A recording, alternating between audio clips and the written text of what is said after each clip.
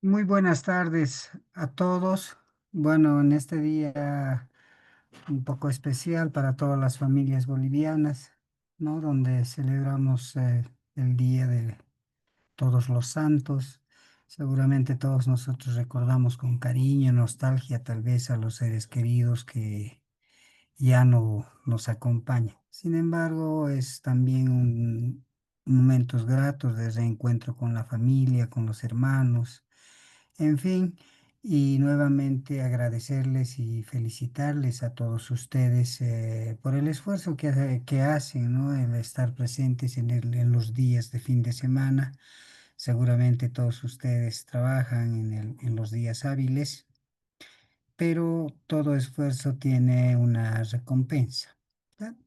Y al respecto, hace un momento conversábamos con algunos de sus compañeros y quería proponerles que la clase de mañana, por ser un día tan especial de reencuentro con la familia, la podamos reprogramar para los días hábiles de la semana que viene, de modo tal que les sea más cómodo a ustedes, que no se cruce con alguna actividad. Quisiera escucharlos, por favor, ¿no? Esta decisión debe ser consensuada en fin de no perjudicar a ninguno de los diplomantes.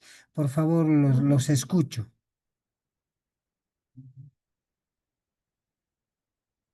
Adelante, por favor. Doctor, buenas tardes. A mí me parece excelente que la reprogramemos, por favor. Yo le iba a decir más bien que considere esa situación.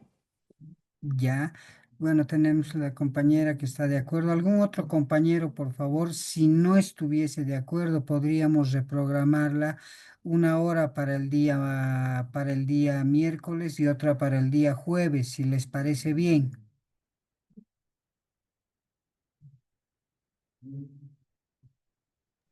Adelante, por Doctor, favor. ¿en qué horario serían las clases el miércoles y el jueves? Disculpe la ¿Les, par- consulta. ¿Les parece bien de 7 a 8 o de 8 a 9? ¿Qué horario les resulta más conveniente a ustedes? Doctor, por mi parte, yo me someto a lo que diga la mayoría. Mi única sugerencia, por favor, sería que sea en el horario de 7 a 8, porque yo paso clases de 8 a 9 de martes a viernes, por favor. Ya, sí, no habría problema. Si alguien más tuviera alguna dificultad de pasar los días, el día miércoles y día jueves de 7 a 8, por favor.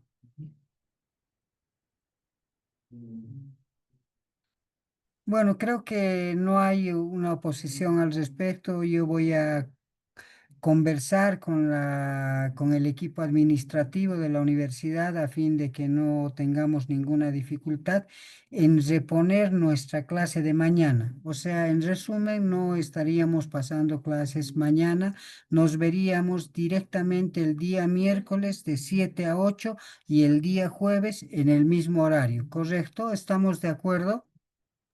Sí, doctor, muchas gracias. A ustedes las gracias. Yo también, bueno, me siento un poco más aliviado con este tema por algún asunto familiar que tenía. Bueno, ahora sí retomamos. Pueden ver las diapositivas que estoy compartiendo, ¿no es cierto? Sí, doctor. Ya, perfecto.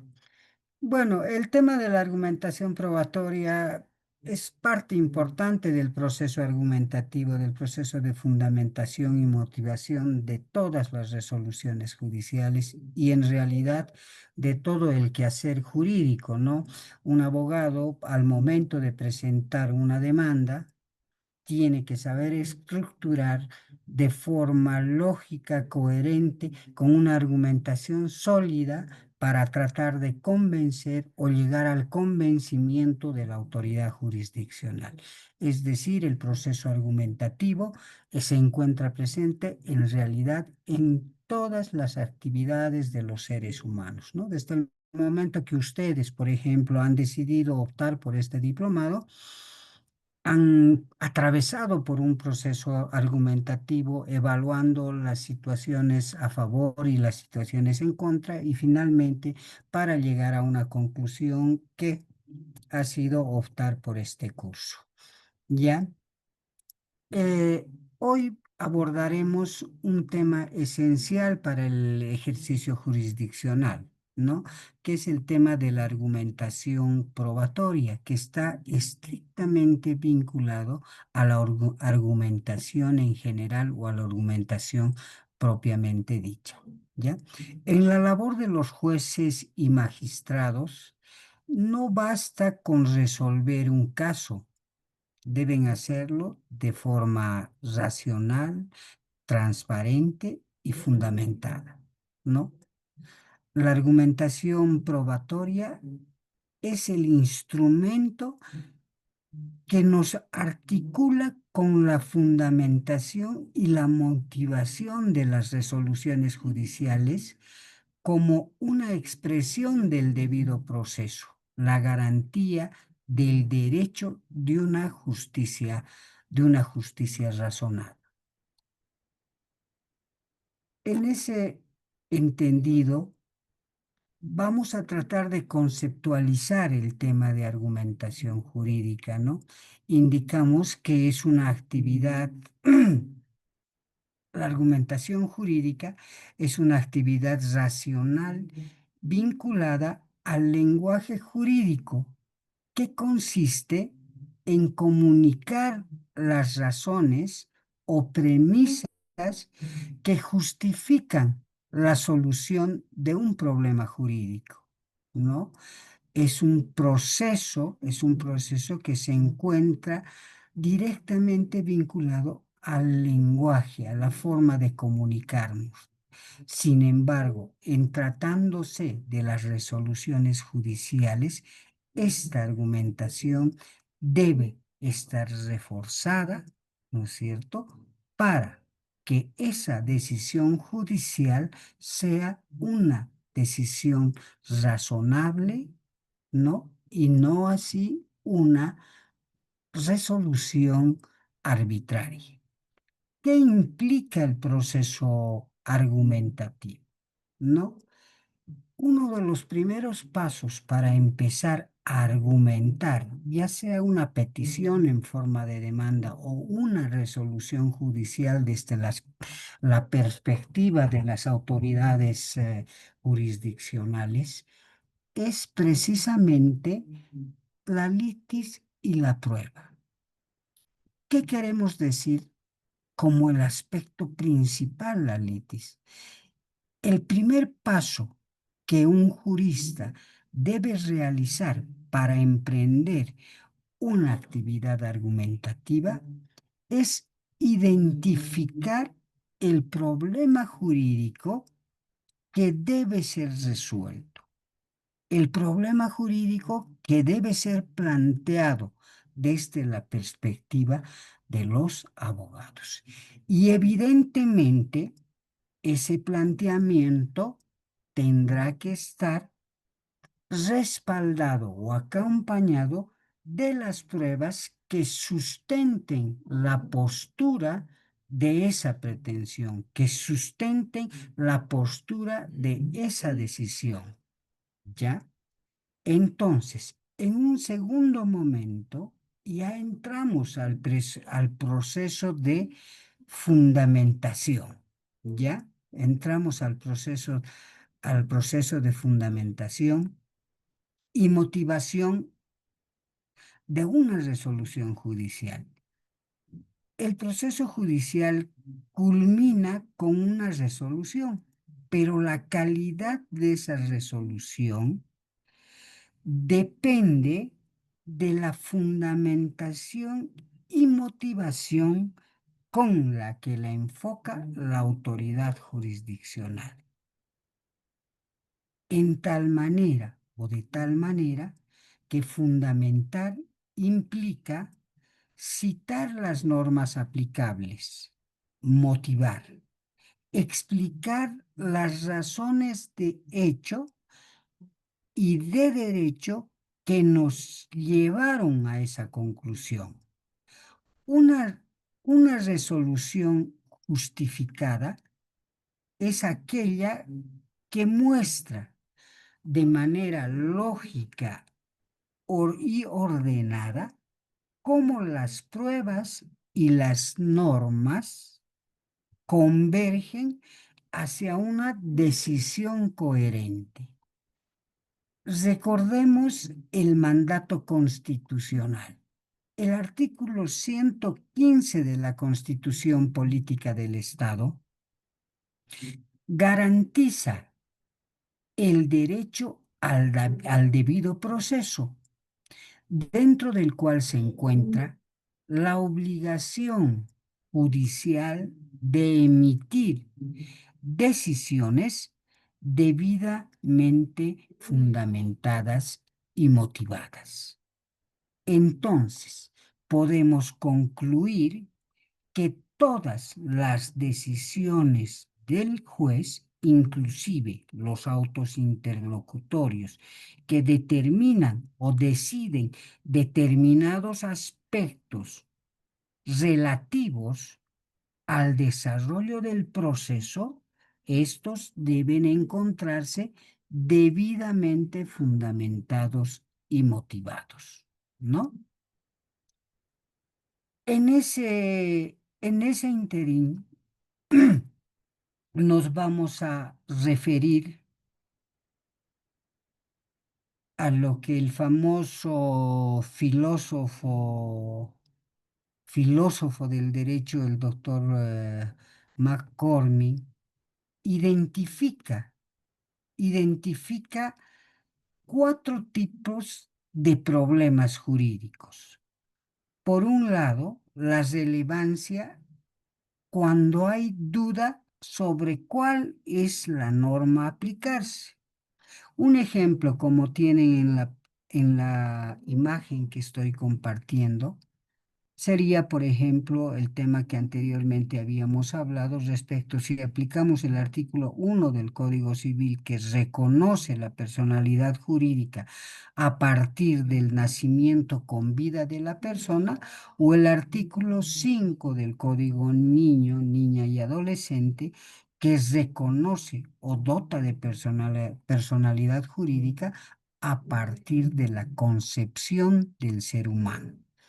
Entonces, este tipo de problemas hace que al momento de que el juez vaya a tomar una decisión o el abogado vaya a plantear una pretensión, tendrá que determinar cuál de las normas es más relevante, más importante, y es la norma que debe ser aplicada para resolver el problema jurídico a ser tratado. ¿Correcto? Por otro lado, tenemos el problema de interpretación, ¿no? ¿Cuándo se suscita este problema de interpretación? Cuando hay duda, ¿cuál es el sentido que se encuentra detrás de la norma? ¿Cuál es la premisa normativa que se va a adecuar, que se va a aplicar al caso concreto? ¿No es cierto? Un problema de interpretación. Lo habíamos visto para materializar y aterrizar en un caso concreto lo que sucedía con el 239 numeral 3 del Código de Procedimiento Penal, ¿no es cierto? Que nos habla de la extinción del proceso penal por duración máxima del proceso. ¿Correcto? En ese sentido, el problema de, el problema de interpretación va a radicar en la forma que la autoridad jurisdiccional argumente para darle a un sentido a esa norma, ¿no? No quedarnos como en el ejemplo que decíamos que nos hablan de que se extingue cuando no hay una sentencia, ¿no es cierto? Y con base a la interpretación, nosotros hemos llegado a determinar que el solo hecho de contar con una sentencia no era suficiente, sino que esta sentencia debería encontrarse ejecutoriada.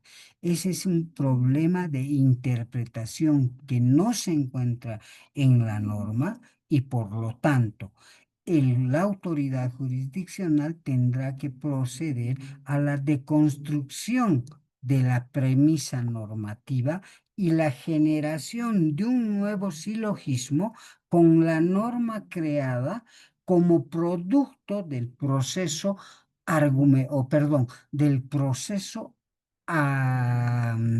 perdón, se me ha ido el término, del proceso interpretativo, ¿correcto? Por otro lado, otro de los problemas jurídicos que es identificado por McCormick, este filósofo australiano, ya, es el problema de calificación.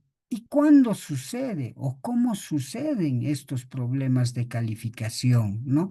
La calificación se da cuando se discute si un hecho encaja o no dentro del supuesto normativo, ¿correcto? Si determinada conducta puede ser considerada, ¿no es cierto?, adecuada al tipo penal o no lo es, ¿no?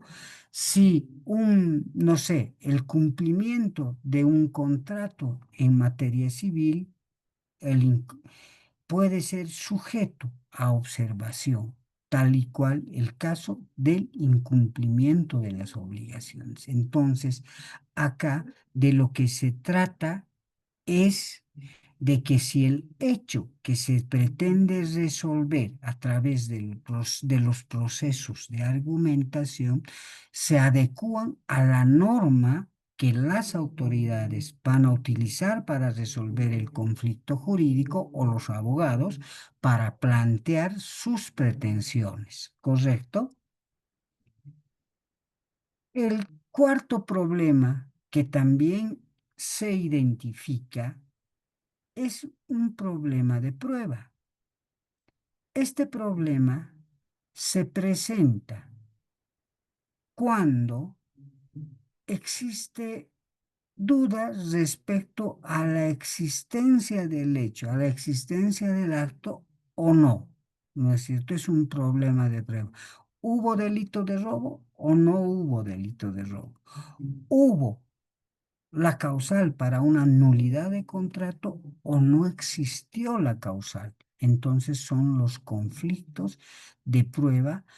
En resumen, estas cuatro categorías, problemas de relevancia, de interpretación, de prueba y de calificación, se van a presentar en cada uno de los conflictos jurídicos en los que ustedes tengan que argumentar, ya sea como abogados o como autoridades judiciales, ¿correcto? Al momento de resolver los conflictos sometidos a su competencia.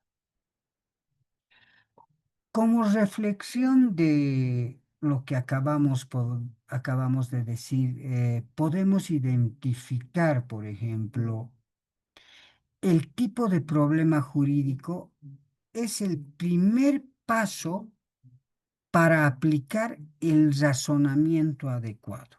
O sea, identificar de forma clara, precisa, el problema jurídico es el primer paso para aplicar un adecuado razonamiento para conseguir la solución del conflicto de manera razonada. No es lo mismo, quiero que esto quede bien claro, no es lo mismo argumentar sobre una norma que interpretar sobre los hechos, ¿correcto? No es lo mismo argumentar sobre una norma que interpretar sobre los hechos. Este es un elemento esencial que todo jurista debe tener presente al momento de enfrentarse a un proceso argumentativo, ya sea como abogado o ya sea como autoridad jurisdiccional para resolver el, el caso concreto. Ahora sí, nos vamos. No sé si están viendo completa la pantalla, no puedo ver lo que estoy compartiendo. Quisiera que por favor ustedes puedan decirme si la diapositiva está completa.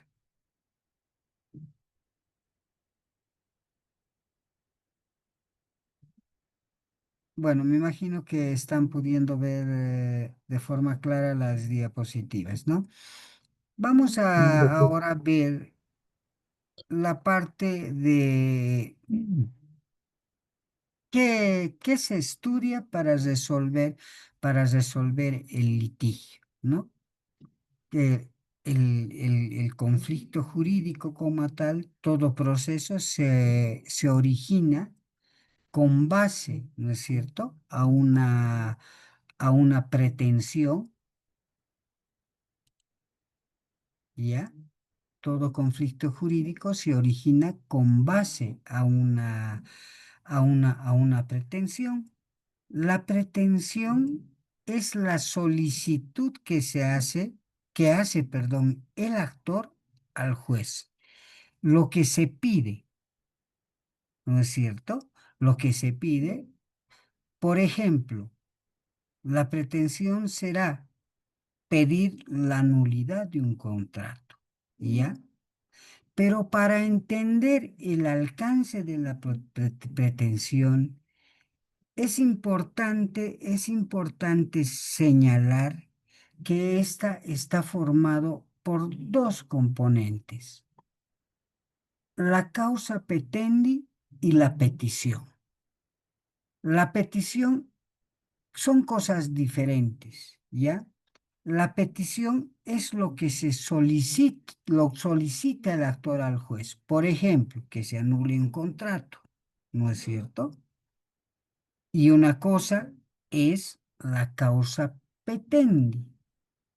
La causa petendi son los fundamentos de derechos, son los preceptos constitucionales, los preceptos legales que presuntamente han sido violados o de los cuales se pretende su protección, ¿correcto?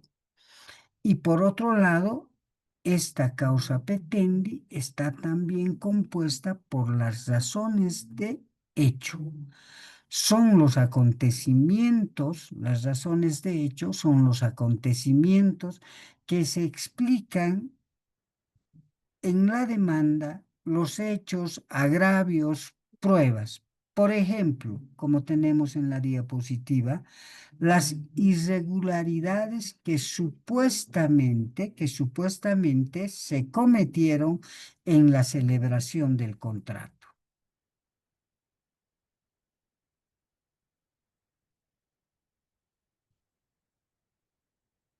A ver, un ratito, permítanme, no puedo ver. Ahora sí.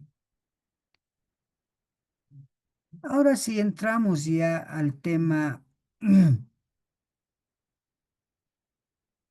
de el propósito o cuál es la causa que nos obliga a valorar las pruebas, ¿no? Valorar las pruebas no es un acto mecánico, más bien diríamos, es un ejercicio de razonamiento que permite fundamentar y motivar adecuadamente la decisión, ¿ya? La valoración probatoria se convierte en una garantía constitucional porque el ciudadano tiene derecho a que su caso sea decidido con base a las pruebas legítimas y no a las pretensiones personales del juez. Vale decir que toda decisión debe encontrarse debidamente fundamentada, ¿no? Y dentro del marco del debido proceso consagrado en el artículo 115 de la Constitución Política del Estado. Acá hay un elemento importante, que esta decisión, ¿no es cierto?, nunca puede estar sustentada en las percepciones personales del juez, ¿ya?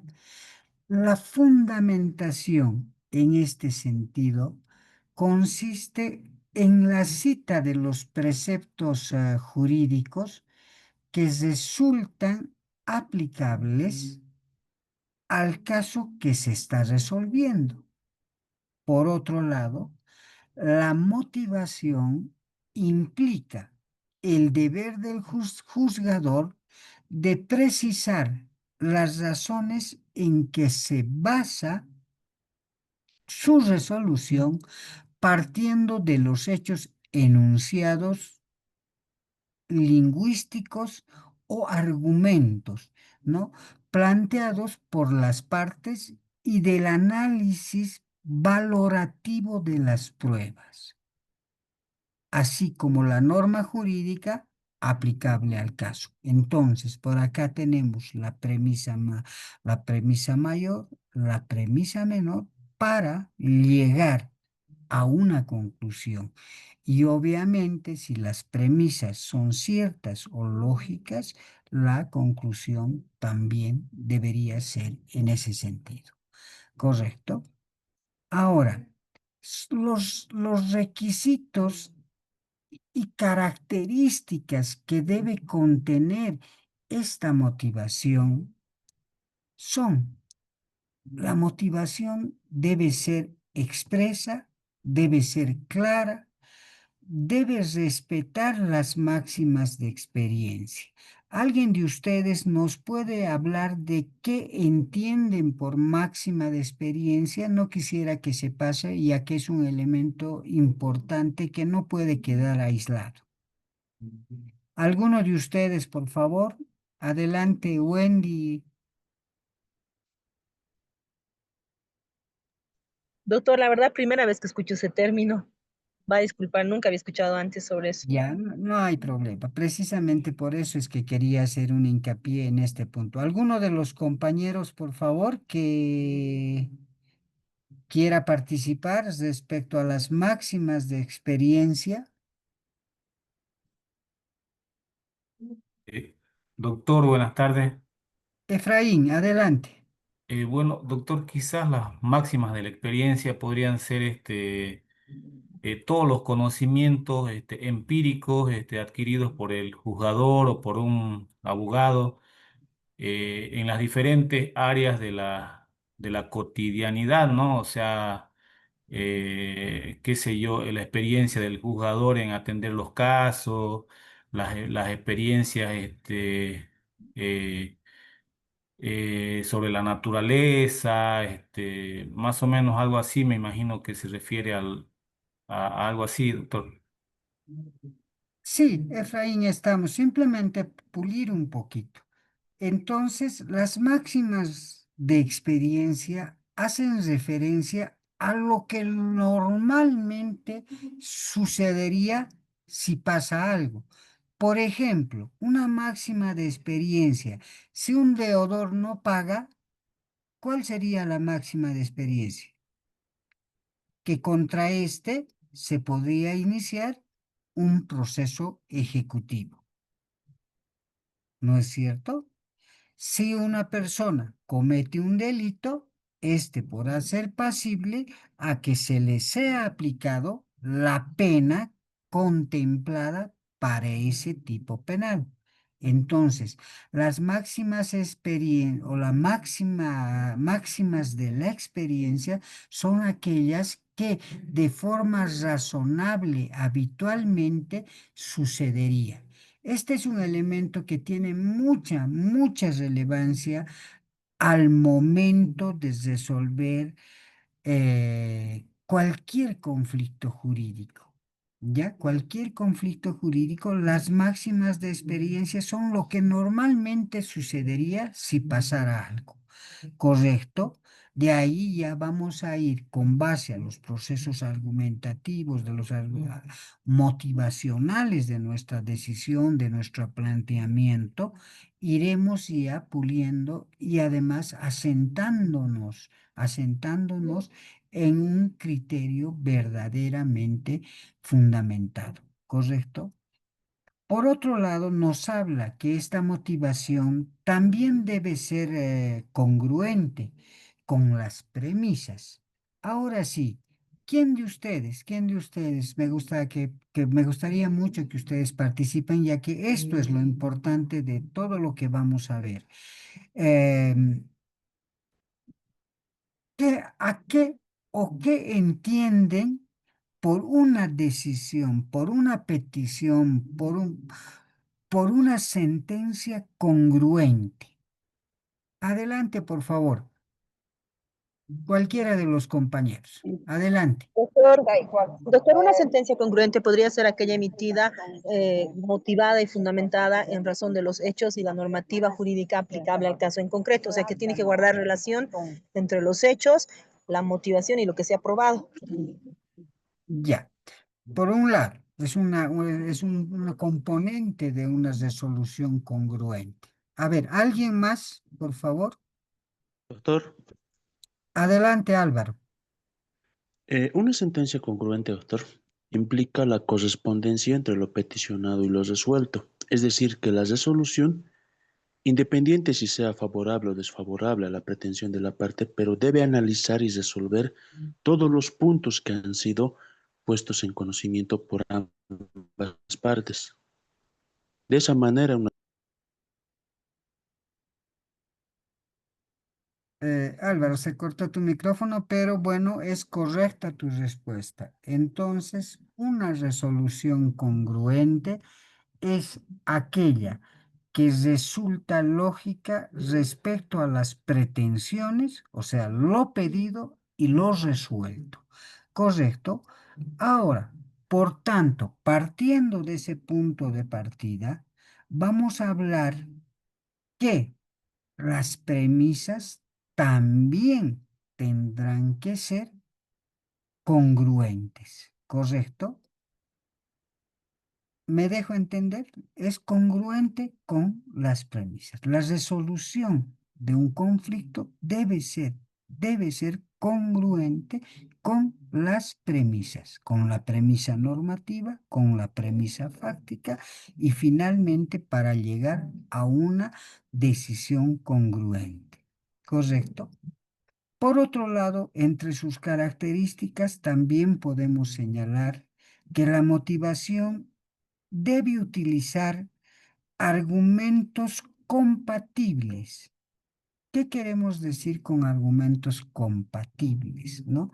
Estos argumentos tendrán que ser planteados de forma sistemática de acuerdo a las pretensiones expuestas para finalmente resolver sobre ellas. Sí,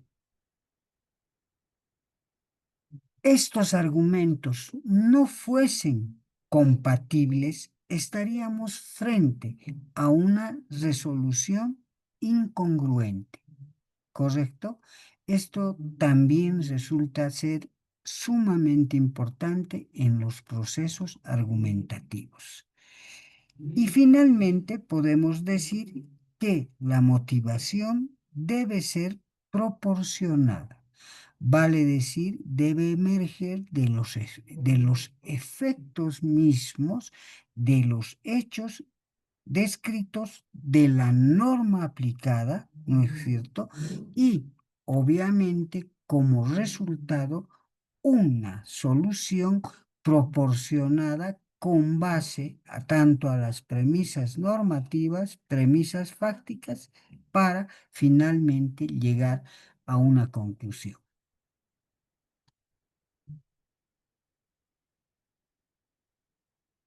Entre el fundamento, la motivación y la conclusión debe existir una relación lógica y racional que debe sustentarse, perdón, en dos aspectos. Uno, las justificaciones de hecho. A, adecuada a la identificación de las pretensiones, tanto del petitio como de la causa petendi. En otros términos, la correcta identificación del problema jurídico que se va a plantear o que se pretende resolver. La debida comprobación de los hechos. Aquí, este es el elemento más importante que va a dar un verdadero sustento, ¿no es cierto? Tanto a la causa petendi, ¿no es cierto?, como al petitio. La comprobación de los hechos. Nosotros resolvemos o planteamos conflictos jurídicos con base a qué? ¿A teorías? ¿Qué dicen ustedes? ¿Con base a qué se identifican o se resuelven o se plantean los problemas jurídicos para que sean resueltos? ¿Qué dicen ustedes? Adelante, por favor, adelante. ¿Qué es lo que analizamos al momento de resolver de que un derecho haya podido ser vulnerado, un derecho subjetivo de las personas sea susceptible de ser atendido y protegido por las autoridades jurisdiccionales? ¿Mm? ¿Qué es lo que analizamos? Como abogados, ¿qué les preguntamos a nuestros clientes cuando vienen y nos dicen, yo quiero plantear una demanda de usucapión? ¿Mm? O el juez, para fundamentar una decisión, ¿en qué basa su análisis argumentativo? ¿En teorías? Esto en la prueba aportada. En la prueba en general, ¿no? En la prueba en general. Y cuando hablamos de prueba nos hacemos referencia a hechos actuales o a hechos que han pasado, ¿m? Hechos que han sido anteriores a la interposición de una demanda. ¿M? Obviamente estamos hablando de hechos que han pasado y que esos hechos, para ser debidamente atendidos y resueltos jurídicamente, deberán estar probados. Entonces, cuando hablamos de las premisas fácticas, ¿no es cierto?, también hacemos referencia a los hechos probados. No podemos hacer parte de nuestra premisa fáctica un hecho que no se encuentre probado. ¿Me dejo entender?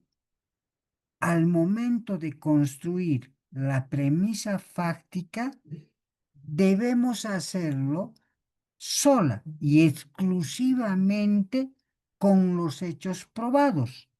¿Qué pasaría si yo construyo mi premisa fáctica con base a hechos que no han sido probados?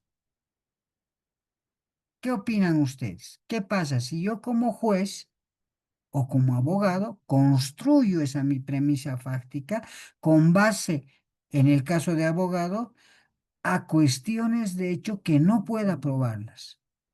O siendo juez, construya mi premisa fáctica con base a hechos que no han sido probados en el proceso. Pueden haber sido mencionados, ¿no es cierto?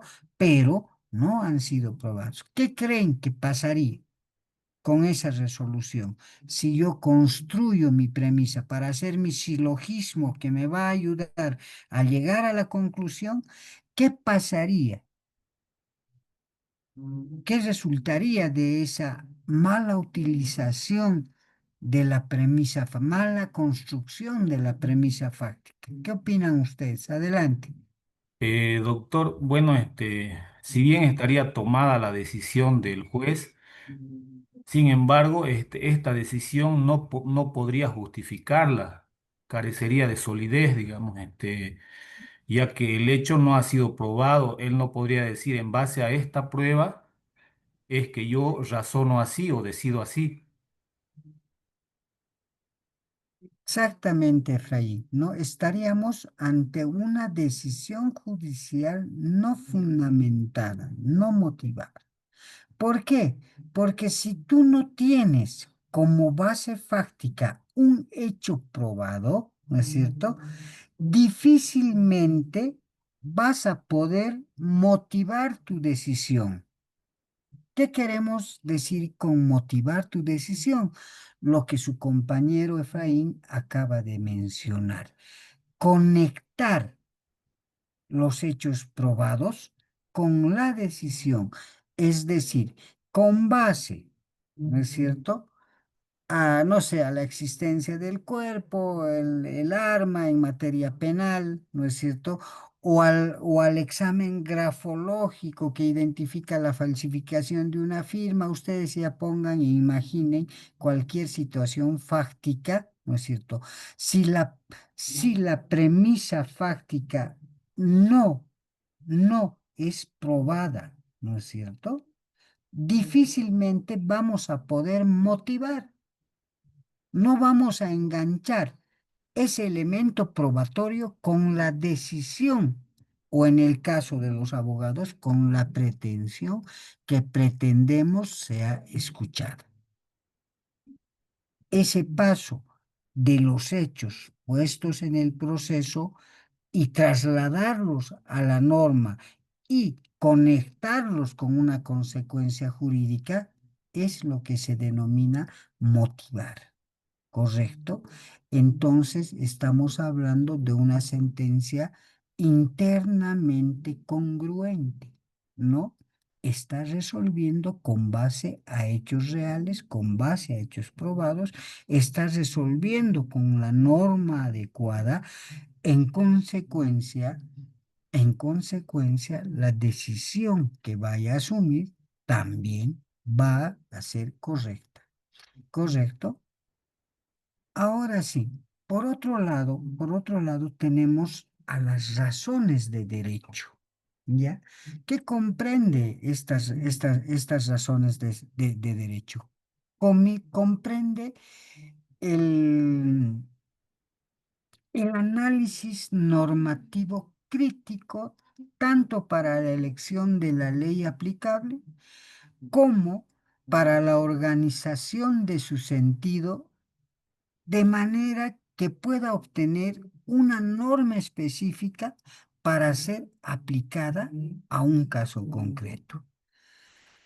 Para ello se aplican los diversos modos o sistemas argumentativos o interpretativos que servirán para la subsunción de los hechos, ¿no es cierto?, al caso, vale decir, la interpretación y la aplicación de las reglas o, en su caso, cuando corresponda ante problemas difíciles, la aplicación de la ponderación de principios.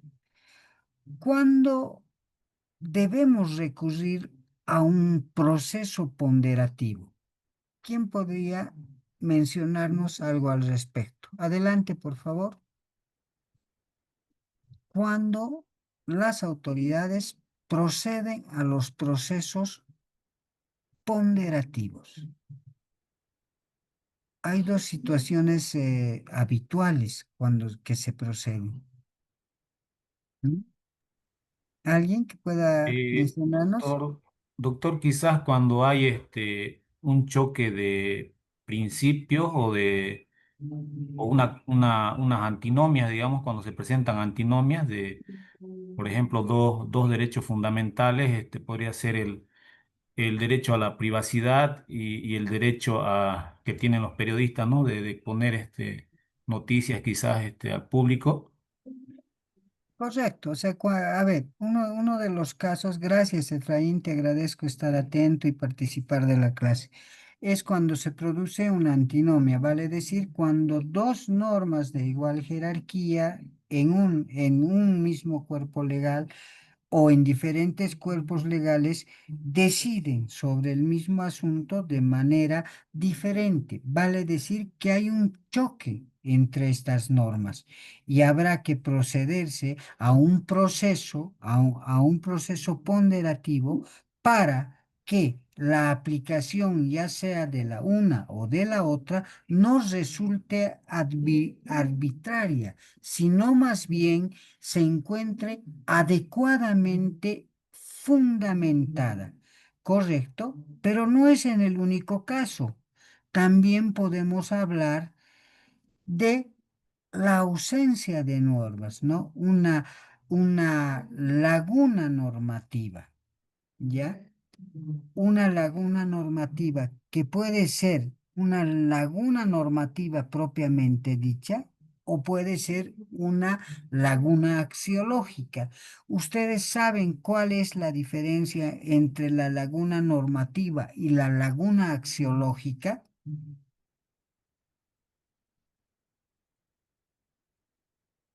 ¿Alguien que pueda mencionarnos respecto? Perdón, perdón, voy a cerrar la puerta. Doctor,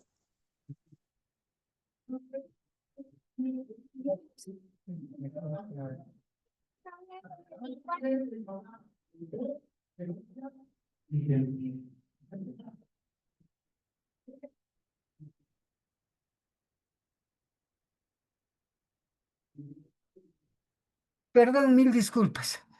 Les mencionaba, a ver, doctor Coaquira, respecto a la laguna normativa y a la laguna axiológica, ¿sabe cuál es la diferencia o en qué consisten estos dos tipos de lagunas?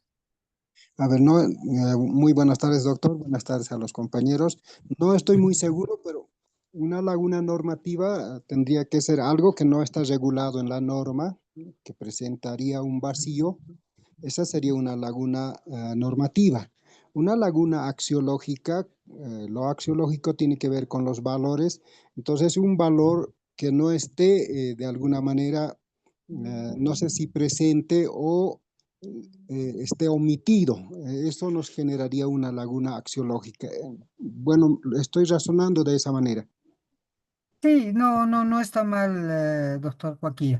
La laguna normativa es la ausencia de norma y la laguna axiológica es que existe la norma, pero no resulta suficiente para la resolución del conflicto. O sea que ésta debe ser sometida a un proceso argumentativo para lograr la defensa efectiva o una tutela efectiva del derecho que pretende ser tutelado por las partes. Me he dejado entender esta diferencia, es importante que ustedes la tomen en cuenta, ¿no? Respecto a al vacío de una laguna normativa y una laguna axiológica. ¿Ha quedado claro? ¿Alguno de ustedes, por favor?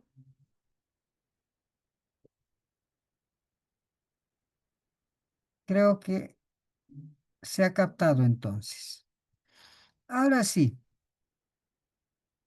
En este pequeño ejercicio que quiero realizar con ustedes, ¿no?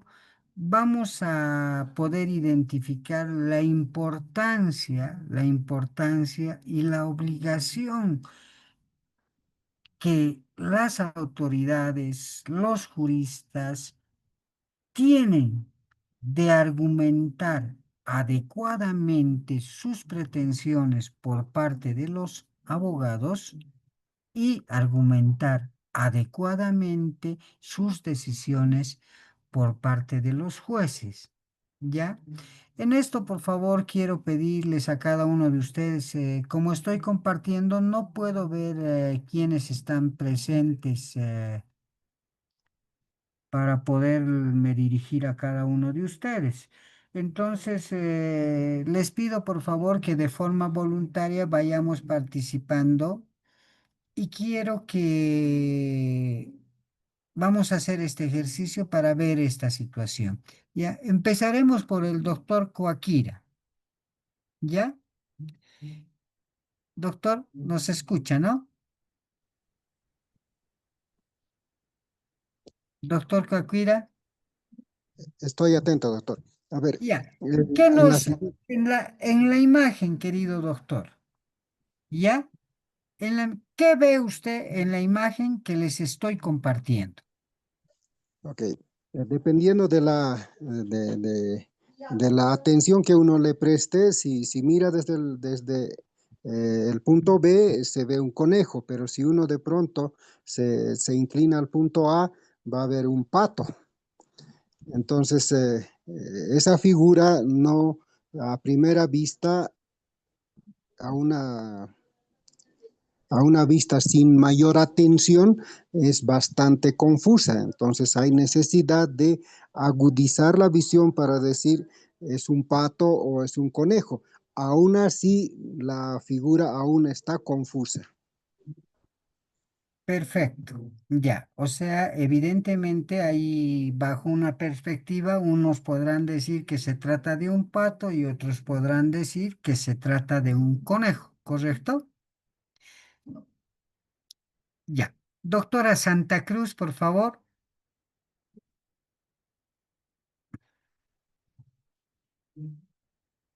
Doctora Santa Cruz,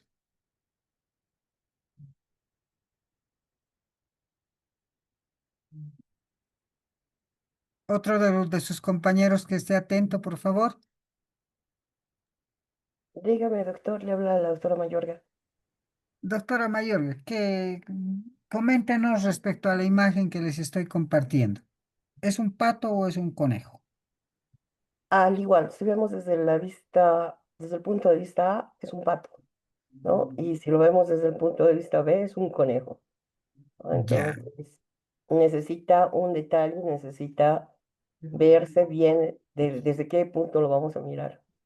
ya, muy bien. Ya. ¿Algún otro de sus compañeros que doctora Santa Cruz ya está?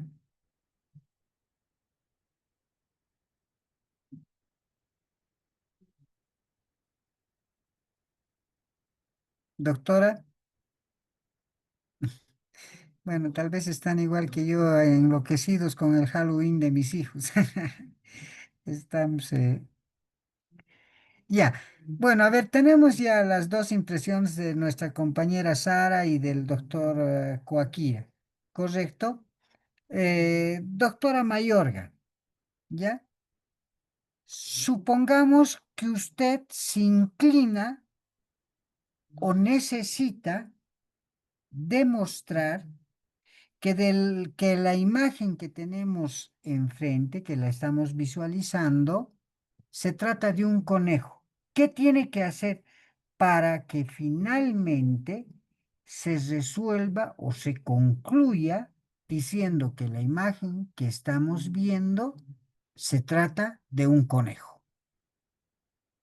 Hacer una descripción detallada con el fin de demostrar que lo que yo estoy viendo es exactamente lo que quiero que perciban todos. Es Ya, decir, háganos la señalar que tiene dos orejas, ¿no? Que tiene un ojo, que podemos observar que tiene una nariz y que tiene un cuello, ¿no? Que es un conejo vista del lado derecho, ¿no? Entonces, es un conejo. ya. Y al decirme que tiene orejas, que tiene un cuello, y no sé qué otras cualidades más usted ha podido encontrar, ¿qué está haciendo? Es decir, es una descripción detallada de acuerdo a una óptica, ¿no? O sea, tratar de hacer que lo que yo estoy viendo pueda ser visto por ustedes, ¿no? Desde la óptica en que yo lo veo. Está argumentando, ¿no es cierto? Está argumentando. Al momento de decirme, la imagen que veo tiene orejas, tiene un ojo, tiene los bigotitos, tiene la nariz, está argumentando. ¿Ya?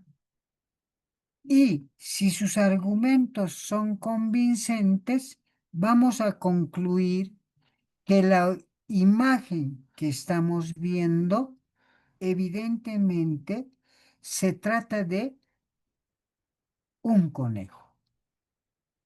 Entonces, usted está dando razones para transmitir a las partes, ¿no es cierto? ¿Por qué ha tomado esa decisión de calificar a la imagen como un conejo? La argumentación no es decisión. La argumentación es dar razón de la decisión. Ahora, para fundar de mejor manera, usted tendrá que decir que esa imagen que tenemos enfrente, ¿no es cierto?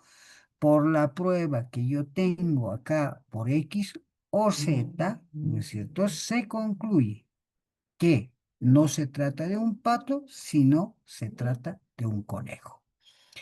Pero de igual forma, podría hacerlo quien cree que la imagen que tenemos al frente es un pato.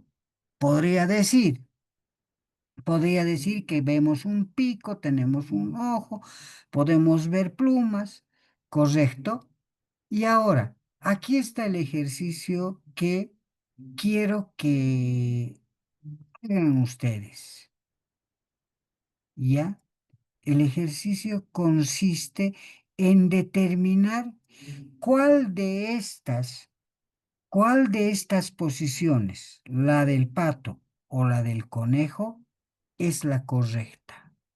¿Creen que hay una que infaliblemente sea la correcta o no? ¿Qué opinan ustedes? ¿Creen que hay una forma absoluta de poder interpretar las cosas, de poder argumentar? ¿Qué creen? Podríamos concluir que el derecho es absoluto, que al determinar si, al fallar de determinada situación, es la única forma de poder hacerlo, o de qué dependería. Doctor, Adelante, por favor. eh, planteada así la cuestión, al parecer la decisión del juez es muy complicada y esta decisión va a resultar de cuán convincente es el argumento de las partes. La parte que pueda convencer, entonces habrá inclinado al juez a observar tal vez con mayor detalle, en este caso, este gráfico, por ejemplo. Si la parte B ha señalado que son dos orejas, pero la parte A dice que no son dos orejas, por el contrario es el pico, y para decir el pico ha ofrecido algún elemento de prueba, qué sé yo, una pericia o algo que le haga ver al juez que no son orejas, sino son, se trata de picos, que mm, el material, por ejemplo, es un material característico del pico y no es un cartílago, por ejemplo, o algo así. Entonces, esa argumentación en función a esa aportación de prueba será la que incline, me imagino, la decisión del juez. Entonces, aquí usted nos está colocando, nos está poniendo de relieve cuán importante va a ser la argumentación y esta argumentación que esté sólidamente construida en base a los elementos de prueba que necesitamos acompañar o señalar. Creo que es un ejercicio muy, muy, muy ilustrativo, doctor.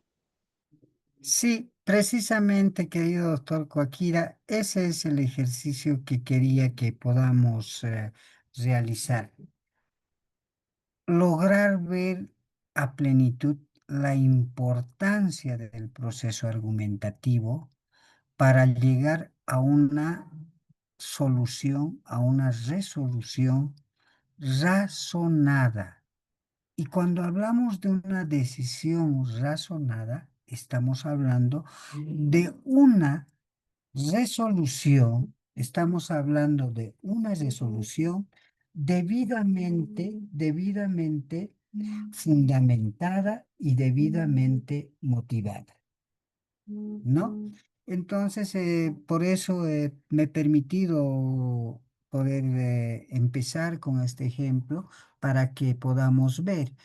Y como finalmente su compañero ha señalado, también es importante sacar en relieve la importancia para decidir de la prueba, ¿no?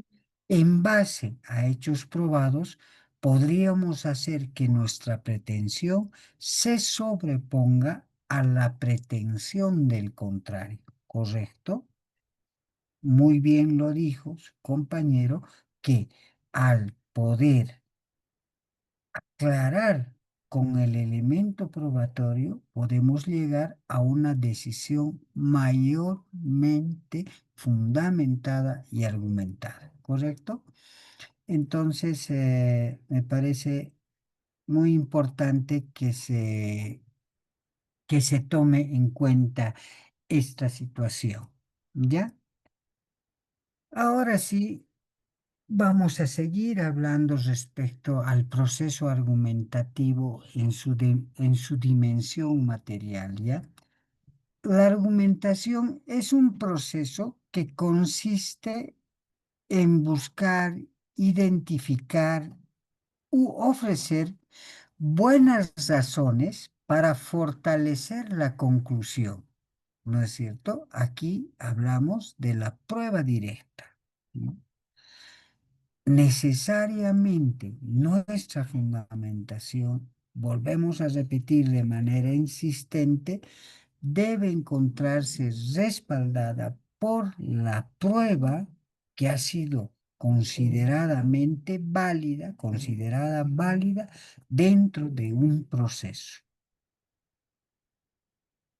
Asimismo, podemos decir que el nexo causal se constituye como un elemento vinculante referido a la causalidad entre dos eventos donde uno de ellos es la consecuencia del otro. Por ejemplo, los hechos que implican quitar la vida a una persona con la afectación del bien jurídico protegido, ¿correcto? En ese contexto, la carga probatoria radica en la denominación de ese vínculo causal.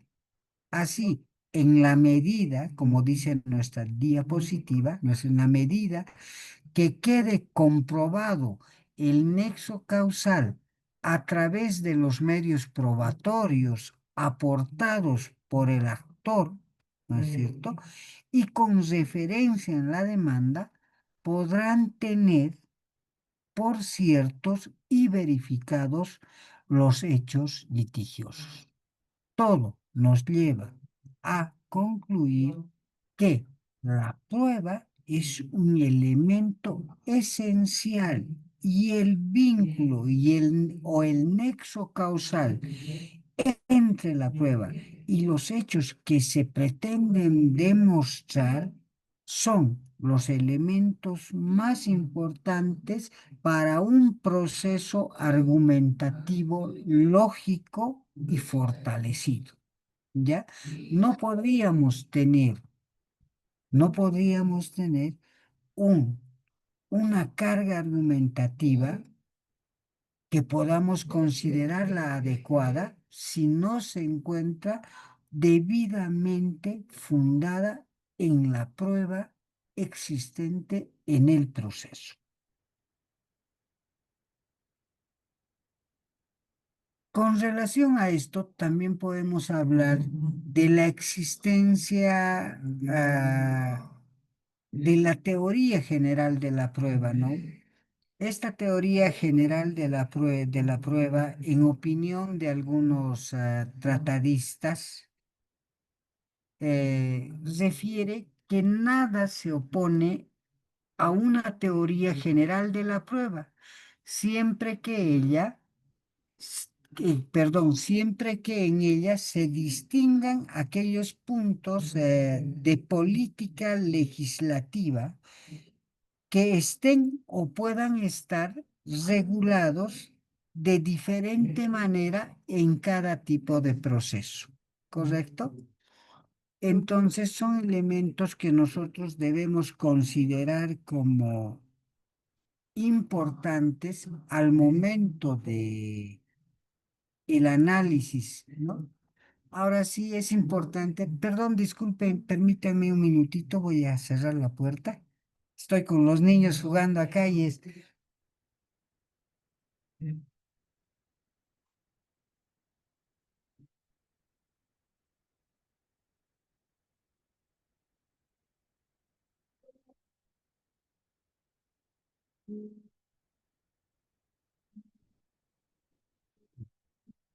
bueno, mil disculpas a todos.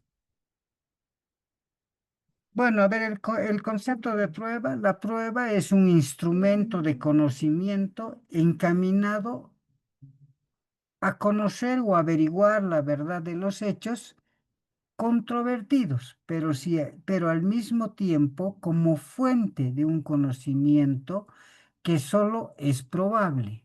¿Por qué hablamos de fuente del conocimiento de los hechos que solo es probable y no hablamos de hechos probados?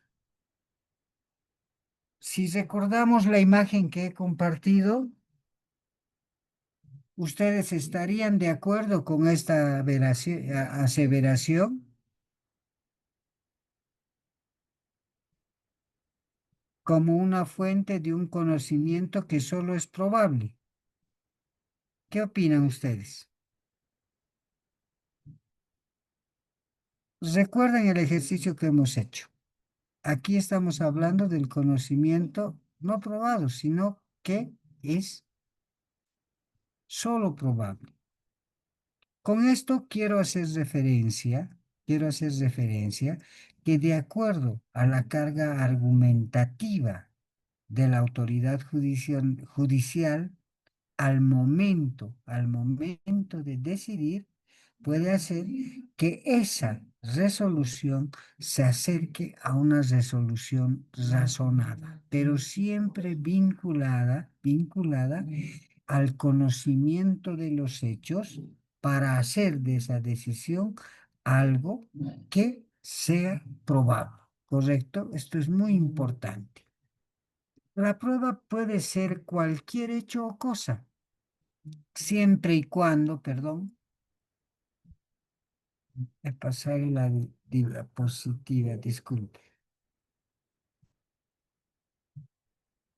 Siempre y cuando, a partir de este hecho o cosa, pueda obtenerse conclusiones válidas cerca de la hipótesis, principal, los enunciados de las partes, y que no se encuentren dentro de las pruebas prohibidas por ley, ¿no? Entonces, esto nos llama a reflexionar, indicando de que debemos partir a partir de las pruebas que han sido legalmente introducidas, ¿no es cierto? Y aceptadas dentro de un proceso.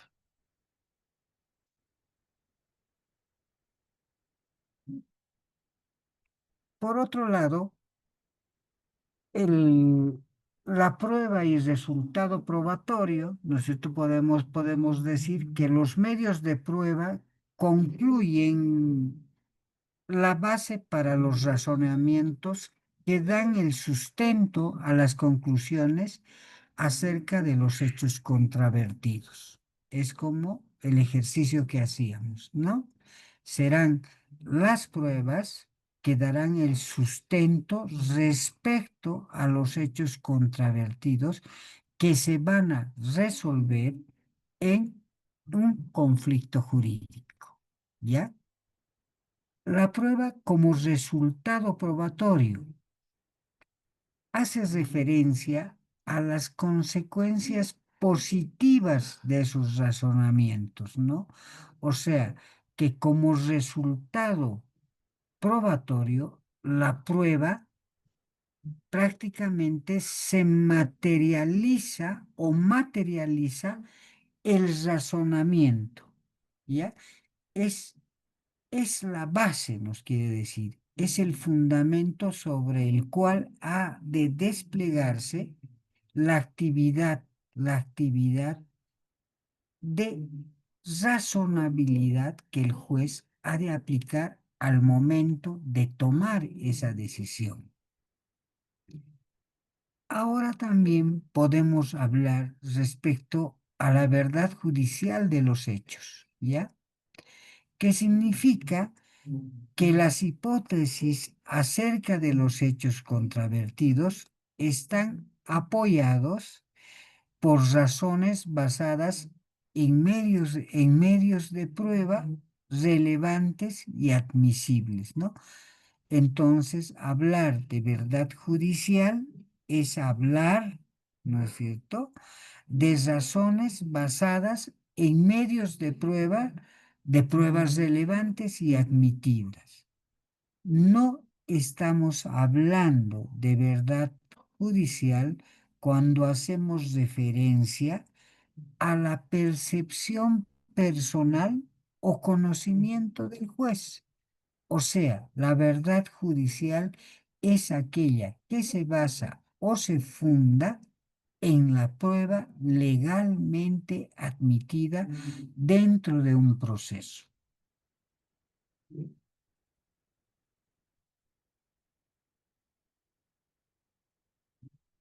¿Cuál es la finalidad de la prueba? ¿Cuál es la finalidad de la prueba? Dice, la finalidad de la prueba es que las partes, al aportar pruebas, ¿no es cierto?, con la finalidad que el juzgador, al momento de resolver, verifique las afirmaciones producidas en sus escritos para sustentar sus respectivas posiciones en el litigio, ¿no? Entonces es un medio, la prueba, la finalidad de la prueba es que se constituye en un medio de verificación, de las, eh,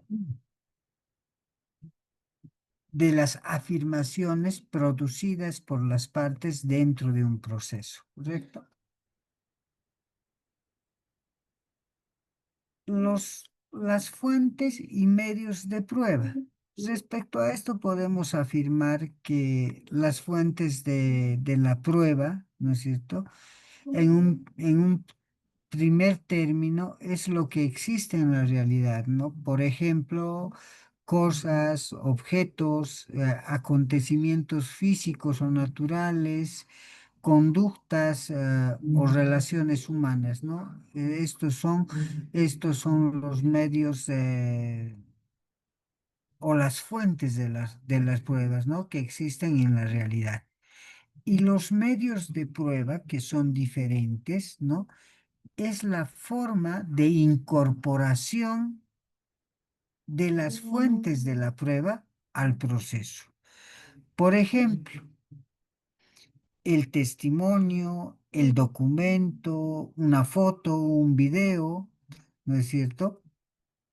La confesión, la inspección son los medios de prueba. Las fuentes de la prueba, por un lado, que son las cosas, objetos, los acontecimientos físicos o naturales, las conductas y relaciones humanas, y por otro lado, los medios de prueba, ¿no es cierto? Los medios de prueba, tenemos el testimonio, la prueba testificar, la prueba documental, las pruebas respecto a a las fotos, videos, etcétera, ¿no? Todo otro tipo de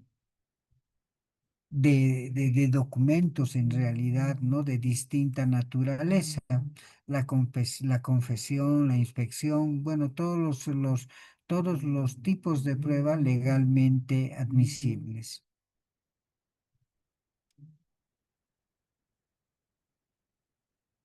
Los, ¿Cuáles son los principios que rigen a la prueba? ¿No? Esto es bien importante. La necesidad de prueba, la necesidad de la prueba y la prohibición de que el juez aplique su conocimiento privado. O sea, decíamos que la decisión de los jueces no puede estar basada en una percepción personal del juez, sino esta debe estar basada necesariamente en los hechos que deben ser demostrados, ¿no es cierto? Los hechos que se han demostrado con pruebas aportadas al proceso sin que el juez pueda suplirlas con el conocimiento personal o privado que tenga acerca de dichos hechos. La opinión del juez en el momento de valoración o de solución de un conflicto judicial consiste irrelevante. Esta opinión es irrelevante ya que la decisión necesariamente deberá basarse en la prueba. ¿Correcto? Esto es muy importante que se tome en cuenta.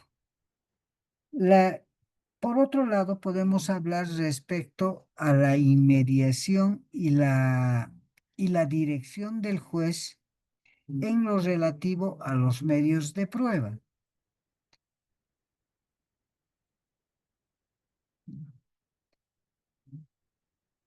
Con relación a esto, personalmente, como dice, la actividad probatoria,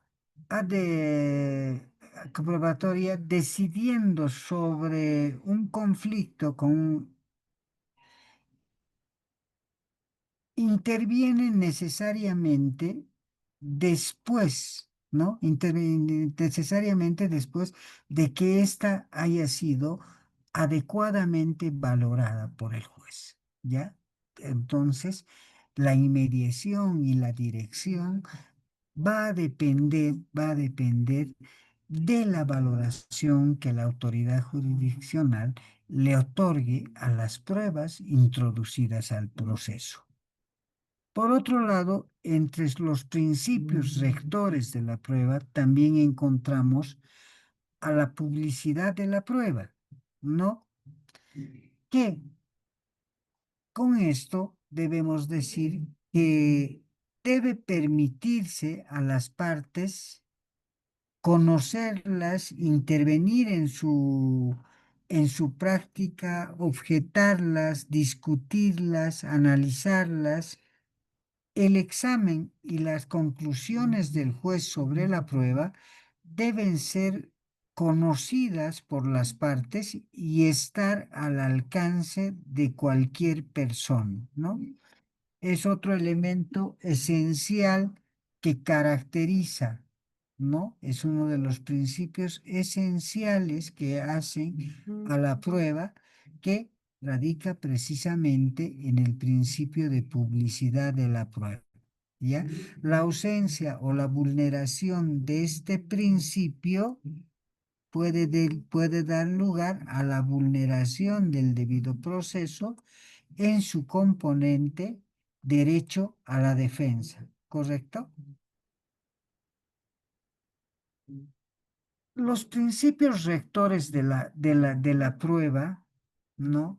Los principios que rigen prácticamente el tema probatorio es el principio dispositivo, que básicamente consiste en que esta prueba, ¿no es cierto?, puede o no ser aportada por las partes. Es una facultad exclusiva de disponer del elemento probatorio. ¿Ustedes piensan que esta facultad dispositiva de valerse de los elementos probatorios importan a que el juez no pueda, a través de diligenciamientos, poder proveerse de mayores elementos probatorios sin vulnerar la imparcialidad de la autoridad judicial o sin vulnerar el principio dispositivo? ¿Qué opinan ustedes? ¿Que un juez puede o no puede providenciar para obtener mayores elementos probatorios? ¿Qué opinan ustedes?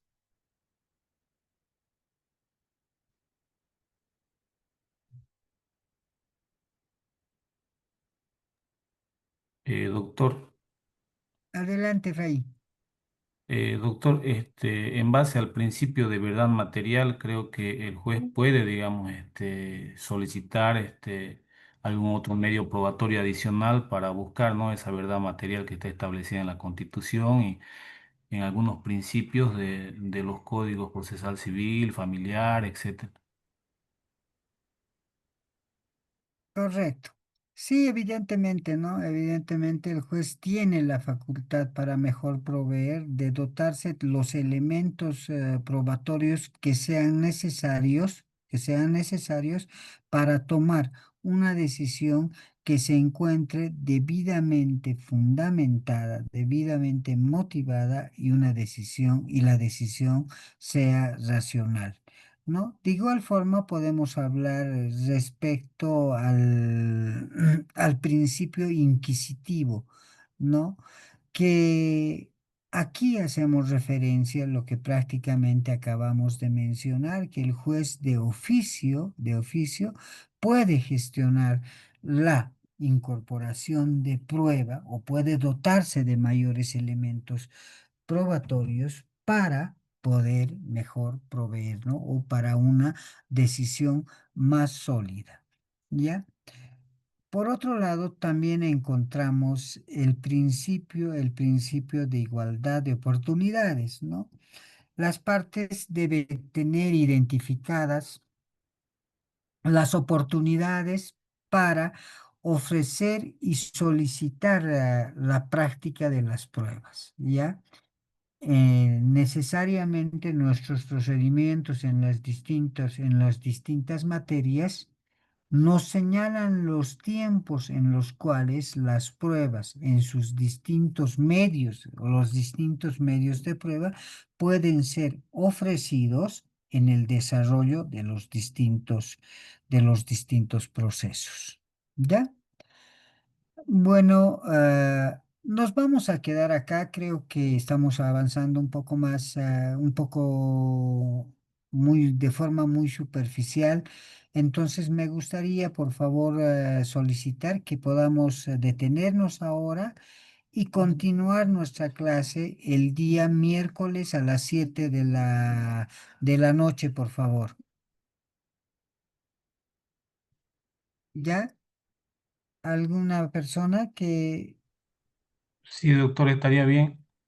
Sí, por favor, entonces le solicito esa tolerancia para que el día miércoles podamos reemplazar estos minutos que estamos perdiendo. ¿Ya? De acuerdo, doctor. Ya.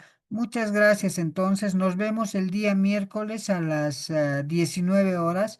Yo voy a hablar con la gente de administración de la universidad para que no tengamos ninguna dificultad el día miércoles, por favor, ¿ya? Les agradezco mucho. Muchísimas gracias por su comprensión y hasta el día miércoles. Buenas noches, doctor. El día Gracias. Buenas miércoles. noches, doctor.